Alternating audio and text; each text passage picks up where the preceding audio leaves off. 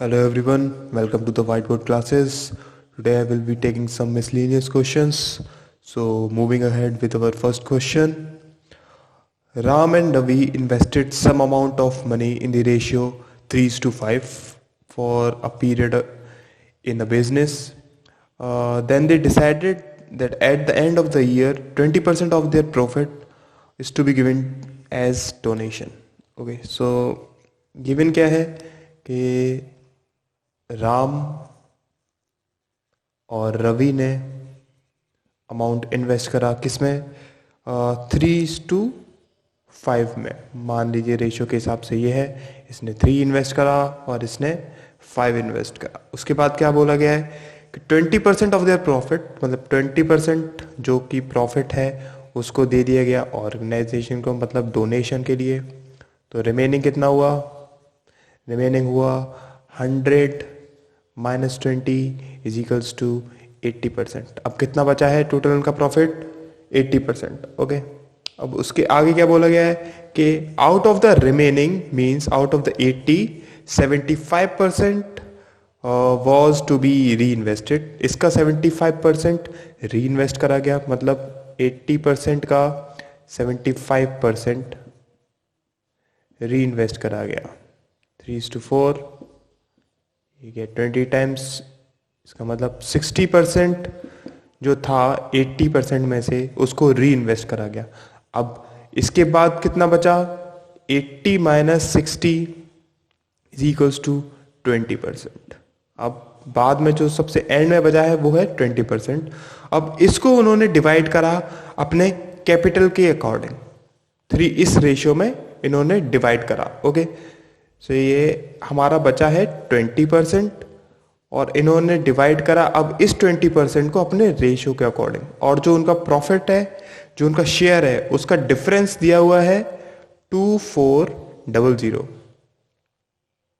जो उनका शेयर है उसका डिफरेंस दिया हुआ है 2400। इसका मतलब अगर हम रेशियो के अकॉर्डिंग देखें तो इनका डिफरेंस कितना है? 2। और क्वेश्चन के अकॉर्डिंग ये कितना दिया हुआ है? 2400। तो 1 कितना हो जाएगा? 1 हो जाएगा 1200। और टोटल अगर हम प्रॉफिट देखें तो कितना आएगा? 3 + 5 8। तो अगर हम यहां से 8 निकालें तो आएगा 8 × 1200, ये हो जाएगा 9600। 9600 क्या है? टोटल प्रॉफिट है। टोटल प्रॉफिट जो कि एंड में बचा है, मतलब 20%। 20% 9600 के बराबर है। तो टोटल प्रॉफिट कितना था? टोटल प्रॉफिट था 100%। तो 100% कितना हो जाएगा?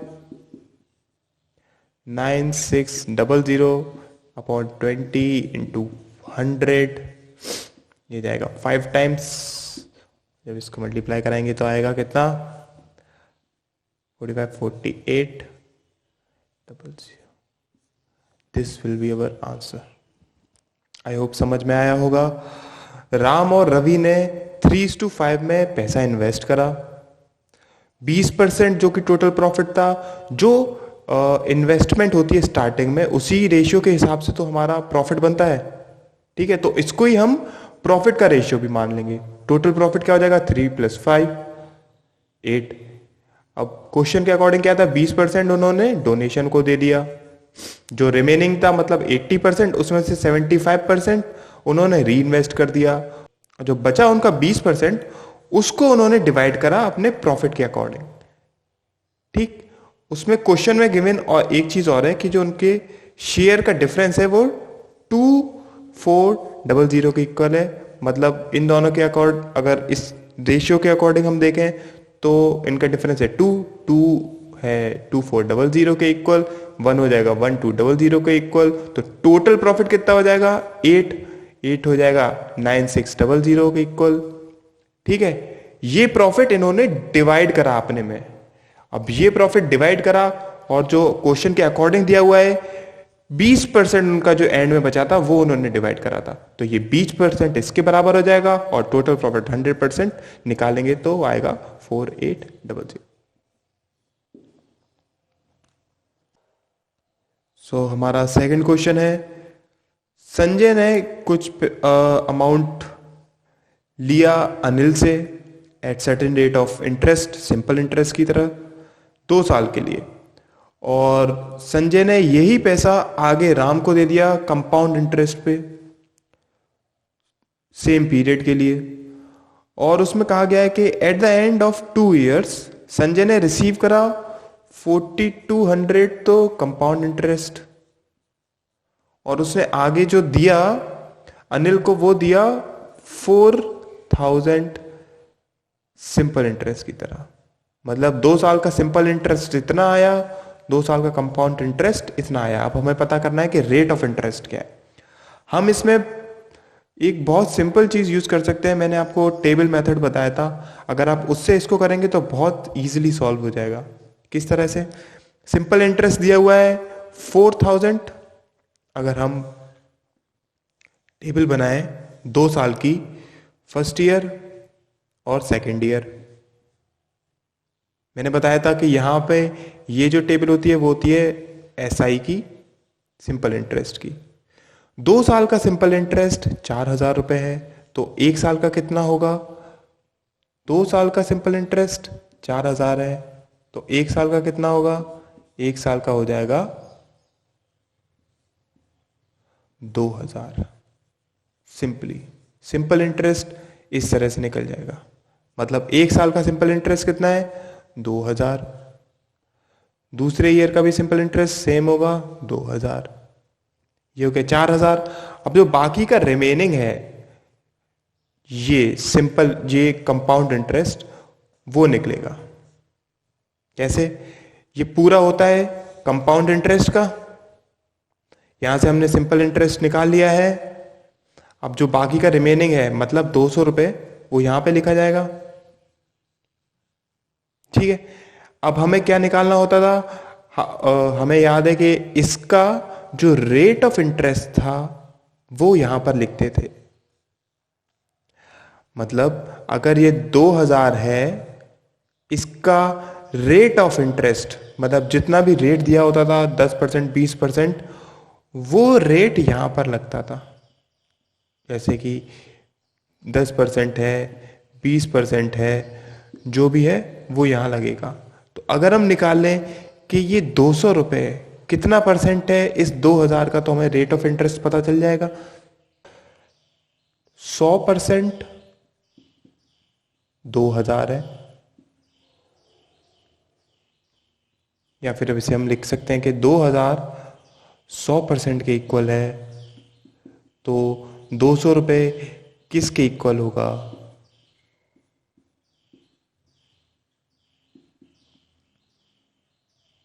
इसको हम जब करेंगे सॉल्व तो आ जाएगा 10% के इक्वल, और यही हमारी रेट ऑफ इंटरेस्ट आएगी।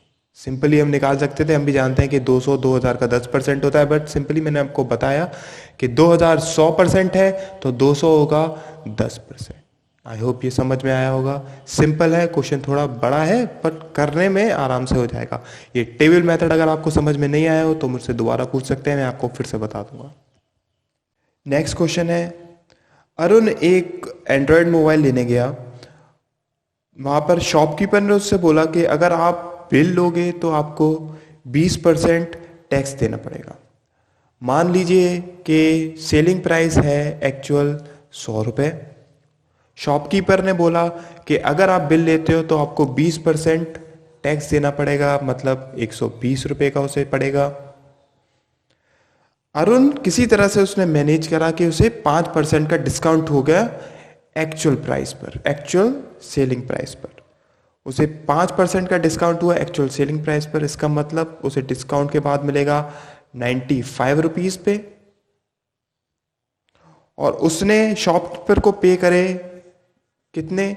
8550 रुपीज। उसने शॉपकीपर को कितने पे करे? 8550 रुपीज। और आगे गिवन है besides he manages to avoid 20% tax on the already discounted price. मतलब क्या है कि ये जो ऑलरेडी डिस्काउंट उसे मिला उसने क्या क्या यहाँ पे इवेट कर दिया, उसने ये 20 रुपए जो यहाँ पे एक्स्ट्रा दे रहा था वो इवेट कर दिया, प्लस 5 रुपए यहाँ पर इवेट कर दिया। तो उसे जो यहाँ से यहाँ डिस्काउंट मिला वो 5 रुपए मिला, लेकिन जो टोटल डिस्काउंट मिला वो कितना मिला, वो उसे मिला यहाँ 20 रुपए भी उसने बचा लिए और यहाँ 5 रुपए भी उसने बचा लिए। मतलब टोटल उसने कितने रुपए बचा लिए, 25 रुपए बचा लिए। अब क्वेश्चन के अकॉर्डिंग जो उसने अमाउंट जिस पे लिया वो है 8550।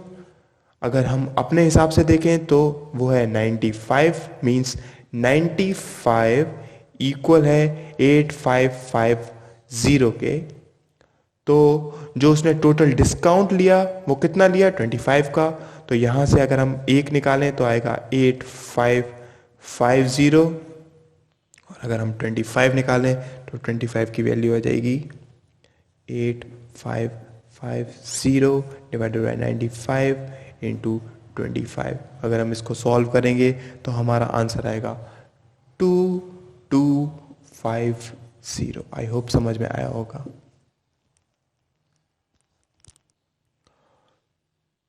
नेक्स्ट क्वेश्चन है a reduction of 20% in the price of sugar enables a housewife to purchase 6 kg more for rupees 240. What is the original price per kg of sugar? So question के according क्या है कि एक sugar का price 20% कम हो जाता है, 20% कम हो जाता है, जिसकी वजह से वो 240 रुपीज में 6 kg एक्स्ट्रा शुगर ले लेती है। 240 रुपीज में 6 kg एक्स्ट्रा शुगर ले लेती है। इन क्वेश्चंस में क्या करना पड़ता है, अगर हम 20% निकालें 240 का तो कितना आएगा, आएगा 48 रुपीज। 20% ऑफ 240 आया 48 रुपीज। इसका मतलब क्या है कि वो 6 किलो जो एक्स्ट्रा शुगर लेती थी वो 48 रुपीज की पड़ती है न्यू प्राइस के साथ। तो 1 kg कितने की पड़ेगी, 48 divided by 6 is equals to 8 rupees per kg. हम कह सकते हैं 8 रुपीज पर केजी है जो न्यू प्राइस है, और न्यू प्राइस क्या है, 20% रिड्यूस के साथ। मतलब अगर पहले प्राइस था 100% तो अब प्राइस हो गया है 80% रिडक्शन के साथ। और अगर हम इसके हिसाब से देखें तो 80% कितना है, 8 रुपए है, तो 100% कितना हो जाएगा, 80% है 8 रुपए, तो 100% कितना होगा, 8/80 इंटू 100।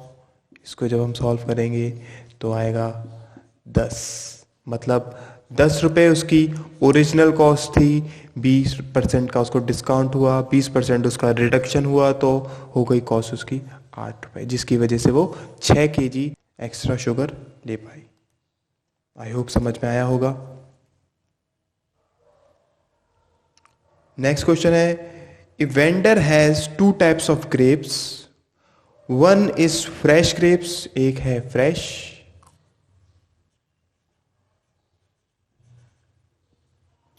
और एक है ड्राई,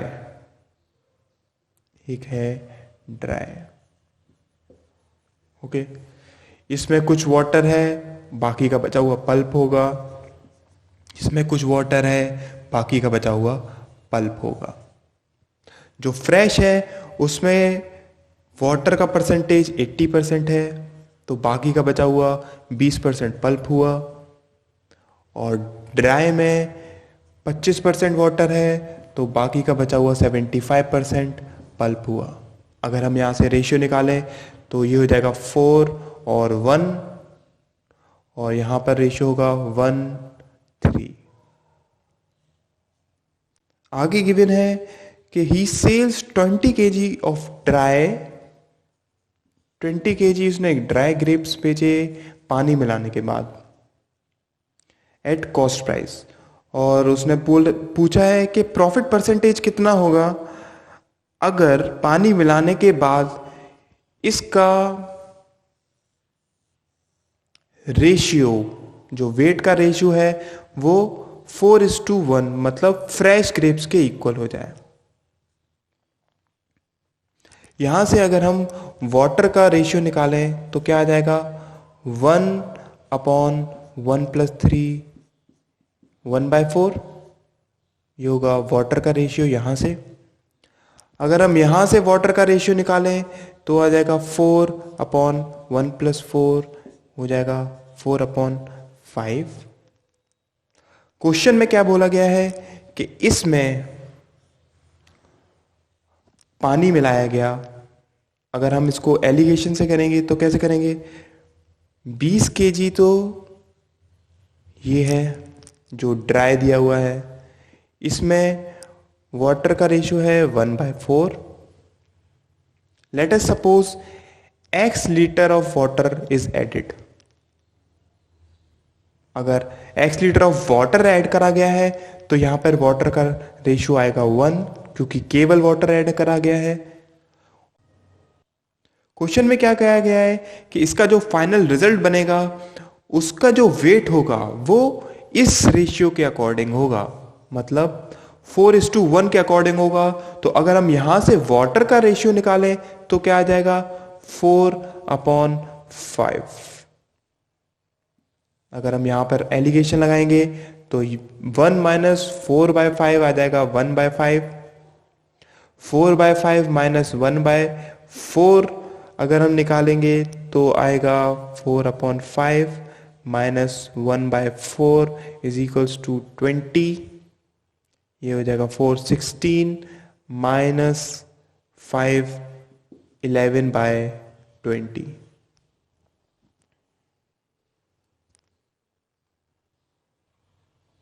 अब हम इसका रेशियो निकालेंगे तो आएगा 4:11।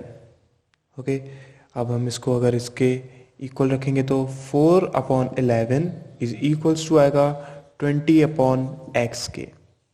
ये जाएगा 5 टाइम्स, x की वैल्यू आएगी 55। इसका मतलब क्या है, इसका मतलब है 20 kg में 20 kg में 55 लीटर ऑफ वाटर मिलाया गया था। 20 kg में 55 लीटर ऑफ वाटर मिलाया गया था, जो कि यहां से आया। अब वो पूछ रहा है प्रॉफिट परसेंटेज क्या होगा जब उसे कॉस्ट प्राइस पर बेचेंगे। आप समझ सकते हैं कि अगर किसी भी चीज में वाटर मिला दिया जाएगा तो जितना भी वाटर होगा वो उसका प्रॉफिट होगा। अगर यहां पर देखें हम तो 55 है वाटर, 55 लीटर्स है वाटर, जिसकी कॉस्ट प्राइस अगर हम देखें तो 0 ही होती है। तो जितना भी प्रॉफिट होगा वो इसी की वजह से होगा। तो प्रॉफिट है हमारा टोटल 55 और कॉस्ट वैल्यू कितनी थी, कॉस्ट वैल्यू थी 20। तो अगर हम इसका परसेंटेज निकालेंगे तो आ जाएगा 5 टाइम्स, ये आ जाएगा 25, ये जाएगा 25 27, तो 275% प्रॉफिट होगा उसे। आई होप क्लियर हुआ होगा। नेक्स्ट क्वेश्चन है, दो पाइप हैं ए और बी। ए पाइप 24 आवर्स में फिल करता है, बी पाइप 120/7 आवर्स में फिल करता है। अब हरिहर ने क्या करा, स्टार्टिंग में दोनों पाइप को ओपन करा, ए प्लस बी पाइप को, जब टैंक खाली था।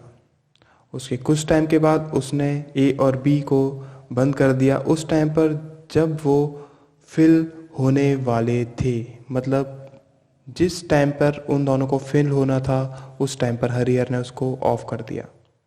लेकिन उसे बाद में पता चला कि 2.5 घंटे के बाद 2.5 हार्स के बाद जो टैंक था वो एम्प्टी हो गया।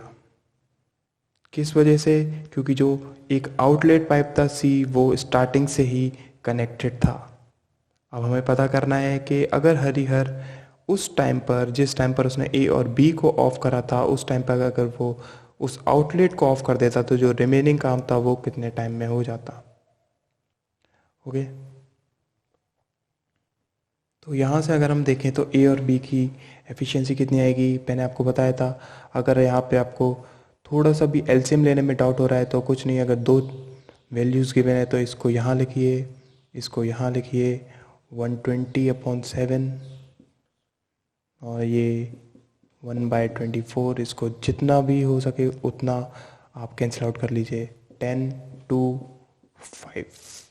तो इनकी जो एफिशिएंसी 5 आ जाएगी ए की और 7 आ जाएगी बी की। और जब इन दोनों का मल्टीप्लिकेशन कराएंगे तो हमारा एलसीएम आ जाएगा टोटल वर्क 120 हमारा आया टोटल वर्क। अब हम चलते हैं क्वेश्चन के अकॉर्डिंग। उसने बोला कि स्टार्टिंग उसने करी जब टैंक एम्प्टी था, उस टाइम पर ए प्लस बी माइनस सी, क्योंकि ये भी ओपन था, इसको ओपन करा गया स्टार्टिंग में, और कितने टाइम तक, जितने टाइम में ये फिल होने वाला था। मतलब जो ये टाइम है वो टाइम है जितने टाइम में इसने सोचा था कि ये फिल हो जाएगा। तो अगर ये टाइम हमें निकालना है तो कैसे निकालेंगे, टोटल काम था 120, ए और बी को, ए प्लस बी को ये काम कितने टाइम में करना था, अगर सी जो कि आउटलेट है वो ओपन नहीं होता तो 120 इज इक्वल्स टू, ये हो जाएगा 12 इंटू टाइम। टाइम यहाँ से अगर हम निकाले तो आएगा 10 आवर्स। मतलब जो एक्चुअल टाइम उनको लगना चाहिए था वो 10 आवर्स लगना चाहिए था जब वो फिल होते, but due to this outlet C tank fill नहीं हो पाया। ओके, तो A plus B minus C कितने टाइम तक काम करे, 10 घंटे तक काम करे। उसके बाद क्या करा, हरिहर ने जो ए और बी था उसे बंद कर दिया। मतलब 10 घंटे तक जो टोटल काम हुआ वो हुआ ये, टोटल वर्क हुआ 10 घंटे तक वो हुआ ये। अगर हम इसको निकालना चाहें इस टोटल वर्क को तो क्या करेंगे, ए प्लस बी कितना हो जाएगा 12 माइनस सी इंटू 10। ये है काम जो कि हुआ 10 घंटे तक जब सी ओपन रह गया था।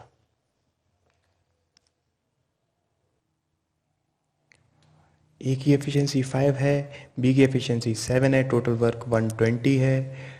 10 घंटे तक कितना काम हुआ, 10 घंटे तक काम हुआ इतना। उसके बाद ए और बी को बंद कर दिया गया। उसके बाद क्या हुआ, केवल सी ओपन था। मतलब only C was open for how much time, 2.5 hours.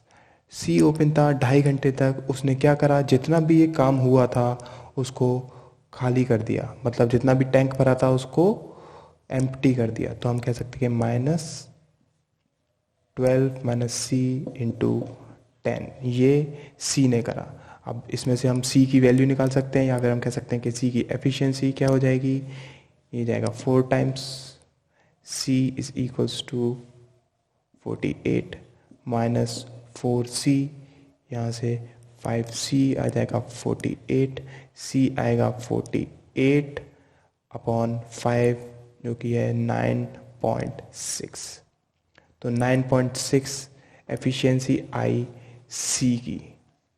अब क्वेश्चन में क्या बोला गया है कि हमें पता करना है अगर हरिहर ने ए और बी की बजाय सी को बंद कर दिया होता। मतलब यहाँ तक जो काम हुआ इसके बाद हरिहर ने सी को ऑफ कर दिया होता और ए और बी को रिमेनिंग काम करना होता।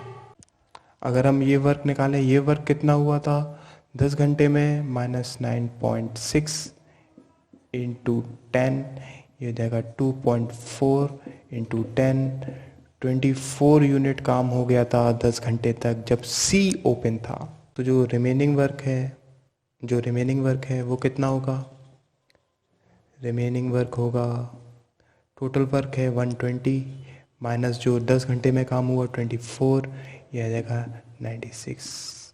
मतलब ये जो रिमेनिंग काम है, ये रिमेनिंग काम ए और बी कितने टाइम में कर लेंगे, हमें ये फाइंड करना है। तो ए प्लस बी कितने टाइम में, रिमेनिंग का हम मतलब 96 करेंगे। ए प्लस बी को अगर हम करेंगे तो आएगा 12 into time is equals to 96। यहाँ से अगर हम टाइम निकालेंगे तो टाइम आएगा 8 आवर्स। आई होप क्लियर हुआ होगा question. Thank you so much.